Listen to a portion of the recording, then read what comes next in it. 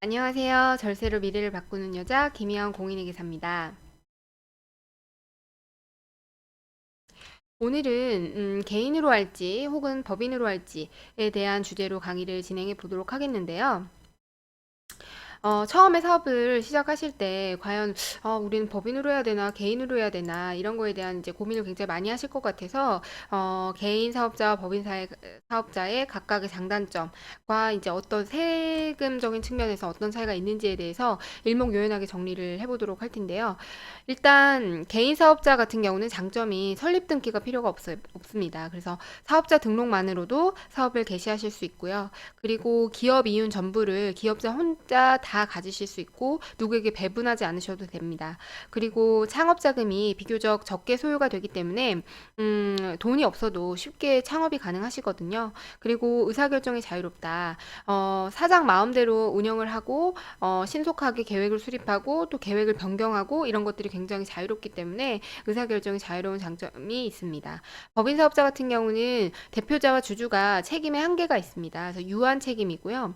그리고 주식을 양도할 때 낮은 세율을 적용받고 뭐 신주 발행이라든지 회사채 발행 이런 것들로 인해서 이제 다수인으로부터 자본 조달이 용이하고요. 그리고 대외 공신력 및 신용도가 높기 때문에 영업을 수행하시거나 금융기관과 거래하시거나 또는 관공서 등과 거래할 때 용이한 장점이 있습니다. 그리고 단점을 살펴보면요. 개인 사업자 같은 경우는 채무에 대해서 갚을 때까지 계속해서 책임을 지고요. 무한 책임이라고 보시면 됩니다. 그리고 대표자가 바뀌게 되면 기존의 사업장을 폐업을 하고 신규 사업자 등록을 해야 되기 때문에 사업의 계속성이 단절이 되고요. 그리고 사업 양도 시에는 양도된 영업권과 뭐 부동산에 대해서는 높은 양도소득세가 부과가 됩니다. 물론 과세를 이연하는 제도를 활용해 볼 수도 있는데요. 일단은 이제 부과되는 것이 이것도 양도소득세가 부과가 되지 않는 게 아니라 이연이 되는 제도이기 때문에 이에 대해서는 이제 대비가 필요하시고요. 법인 사업자 같은 경우는 설립 절차가 굉장히 복잡하고 일정 규모 이상의 자본금을 필요로 하기 때문에 기본적으로 돈이 좀 있어야 됩니다. 그리고 기업 자금을 개인 용도로 사용할 경우에는 가지급금 인정 이자라고 하는 세법상의 제재가 있거든요. 그런 계산 대상이 되기 때문에 유의를 하셔야 되겠습니다. 이제 세율 측면만 보고 비교를 한번 해볼까 합니다. 일단 개인 사업자와 법인 사업자는 세율이 이렇게 차이가 나는데요. 개인 사업자는 6%에서 38%까지, 법인 사업자는 10%에서 22%까지. 그래서 2,160만 원. 이걸 과세표준 금액을 기준으로 세율이 결정되는 것이거든요. 그래서 과세표준 금액이 만약에 2,160만 원 이하다라고 할 경우에는 개인 기업이 유리합니다. 하지만 2,160만 원을 초과하는 경우에는 법인 기업이 유리하다는 거 기억을 해두시기 바랍니다. 그리고 개인 사업자와 법인 사업자의 과세 체계를 한번 살펴보도록 하면요. 개인 사업자는 과세근거법이 소득세법이고요. 법인 사업자는 법인세법입니다. 그래서 과세 기간은 개인 사업자에 대해서는 매년 1월 1일부터 12월 31일이고요. 법인 사업자 같은 경우는 정관에 정해진 회계 기간입니다. 정관에 규정이 있을 경우에는 정관에 정해진 회계 기간을 따르게 되지만 정관에 규정이 없는 경우로서 법인이 신고를 하게 되면 그 신고한 과세 기간에 사업연도로 과세가 되고요. 그리고 신고를 하지 않은 경우에는 개인 사업자 마찬가지로 1월 1일부터 12월 31일로 기억해 두시면 됩니다.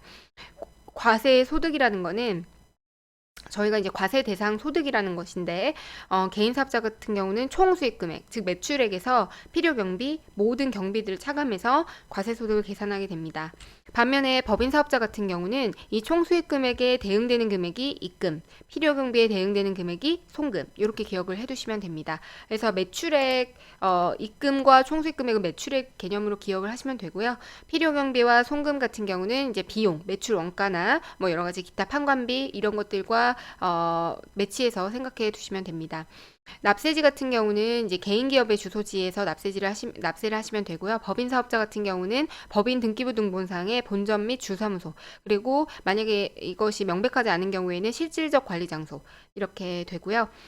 개인 사업자 같은 경우는 수입 금액에 따라서 간편장부라는 걸 기장을 해도 되고 복식부기로 기장을 해도 됩니다. 반면에 법인 사업자 같은 경우는 수입 금액과 무관하게 복식부기에 해당이 되거든요. 그래서 기장을 반드시 법인 사업자 같은 경우는 하셔야 됩니다. 저와 같은 이제 공인회계사든 세무사든 뭐 회계법인이든 세무법인에서 기장을 하게 되고요.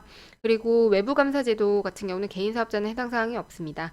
하지만 법인 사업자 같은 경우는 일정 규모 이상 성장을 하시게 되면 저와 같은 공인회계사의 감사를 받으셔야 되는데요. 뭐 예를 들어 자산 총액이 뭐 100억이 넘어간다든지 자산 총액이 70억에서 100억 이상이고 뭐 부채 규모가 70억 이상이거나 종업원 수가 300명 이상이라든지 이러한 일정한 요건들이 있습니다.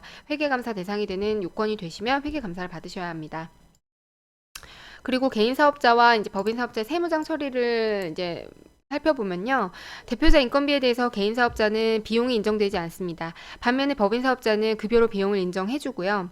그리고 퇴직급여 충당금에 대해서 개인 사업자는 설정 대상에서 제외된다. 퇴직급여를 대표자에 대해서는 설정을 하실 수가 없고요. 법인 사업자 같은 경우는 대표이사도 퇴직급여 충당금을 설정하실 수 있습니다.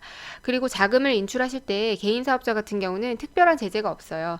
하지만 이제 법인 사업자 같은 경우는 그걸 유용한 것으로 봐서 업무무관 가지급금으로 계상을 해서 각종 세법 제재가 있는데요. 가지급금에 대해서는 뭐 지급이자 송금물산입이라고 해서 이자 비용을 부인한다든지 그리고 아까 말씀드렸듯이 인정이자 계산에서 이 가지급금에 대해서 이자 수익을 받은 것으로 의제해서 세금을 더 걷는 경우가 있거든요.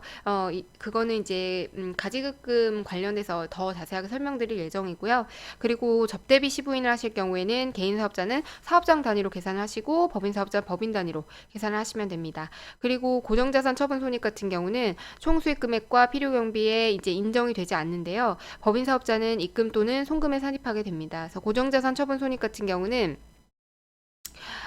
각각 이제 개인 사업자는 고정자산, 그러니까 예를 들어 기계 장치를 처분했다. 그때 처분이익이 나오거나 처분 손실이 나왔을 때 개인 사업자 같은 경우는 그에 대해서 입금이나 송금, 즉 수입과 비용을 잡을 수 없고요. 법인 사업자 같은 경우는 입금 또는 상금에 산입을 하실 수 있습니다.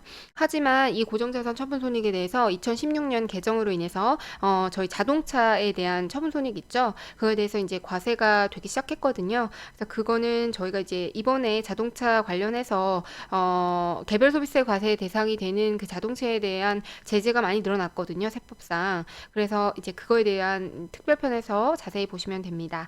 그리고 사장님의 그 연말정산은요, 사업주는 연말정산 대상이 아니라 종합소득세라는 것을 신고하셔야 됩니다. 그리고 대표이사 같은 경우는 이제 급여를 받는 직원의 하나이기 때문에 직원 중 하나이기 때문에 연말정산 대상이 되시고요. 그리고 4대 보험이 적용된다. 별도로 개인 사업자는 별도로 사업장에 가입을 하지 않으면 지역 가입자로 되시고요. 법인 사업자는 당연히 직장 가입자, 사업장 가입자로 되시고 대표자는 이제 고용보험 가입 대상이 아닙니다. 그리고 이제 결론적으로 말씀드리면 일단은 창업하기 쉽고 비용이 적게 드는 이제 개인 기업으로 먼저 시작하시는 것을 추천드립니다. 하지만 뭐 업종이라든지 뭐 건설업이라든지 뭐 여러 가지 업종들 일부 업종은 뭐 개개인의 사정 뭐 이런 것들을 고려했을 때 법인으로 하시는 것이 유리한 경우도 있거든요. 그래서 그거는 저와 같은 이제 공인회계사든 세무사든 법무사든 해서 상담을 받으시는 게 좋고요. 그래서 개인 기업으로 창업을 하셔서 법인 전환을 고려해 보셔도 됐고요. 그리고 세금 측면만 고려한다라고 하면 개인보다는 이제 법인이 유리한 게 사실입니다. 그래서 2,160만 원 기준으로 나뉜다는 것도 기억을 해두시기 바라고요. 그러면 오늘 강의는 이만 여기서 마치도록 하겠습니다. 감사합니다.